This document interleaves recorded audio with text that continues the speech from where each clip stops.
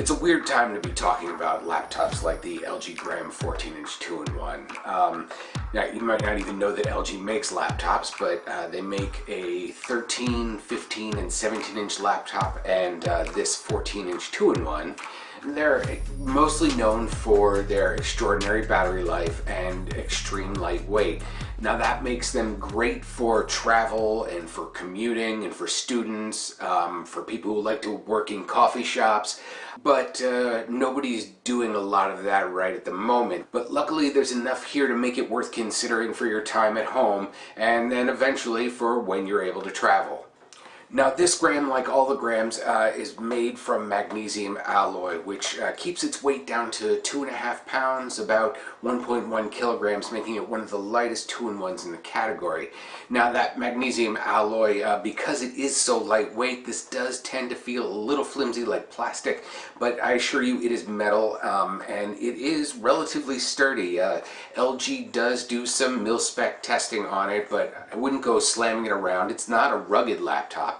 But it is and will withstand being bounced around for travel and on your commute. So you don't have to worry too much about banging it around, but I wouldn't go dropping it out of a window.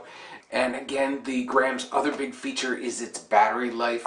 The last generation of this laptop was able to get just under 13 hours of battery life on our streaming video test.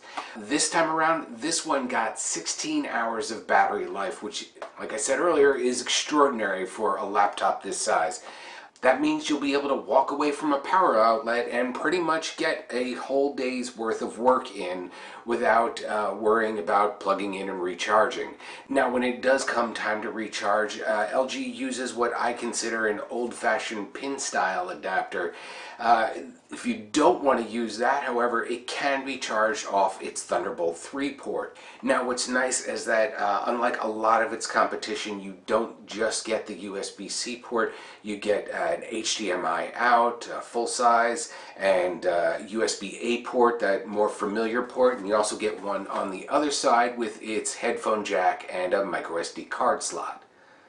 So whether you're working at home or away on a desk, it gives you just a lot more flexibility than having to run out and get extra dongles. And although LG does include a USB-C Ethernet adapter, so you can plug that in and use a wired connection at home, again, the nice part is that you don't have to. You've got a lot of other options other than connecting to a dock or a dongle. Enough about what's on the outside, let's talk about what's on the inside. Now, these things are not inexpensive.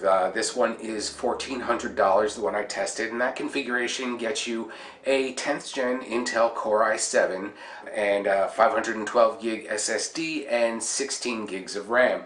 Now, the Core i7 that's in here, even though it's 10th gen, it's a Comet Lake, so it doesn't have the higher end Intel integrated Iris Plus graphics. It has just the regular UHD integrated graphics, which is fine for basic tasks. It actually works better than you might expect, but it's not going to have that little bit of extra power from the Iris Plus.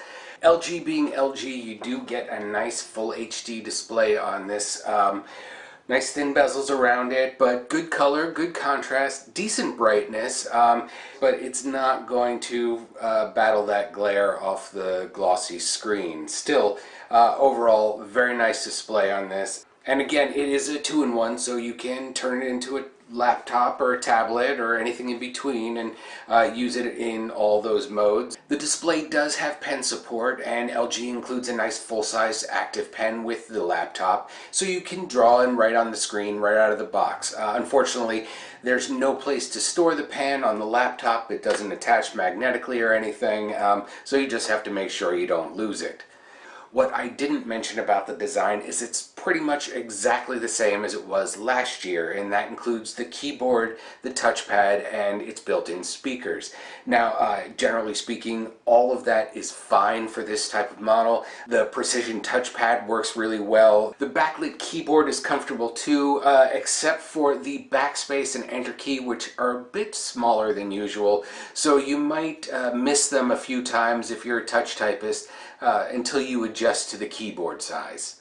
And LG even includes a fingerprint sensor in the power button at the top of the keyboard, and it's really responsive and works right away. But overall, there are no real deal breakers here if you like the design and don't mind paying for it. And while you might not need that long battery life and lightweight right now, someday this will make a very good travel companion.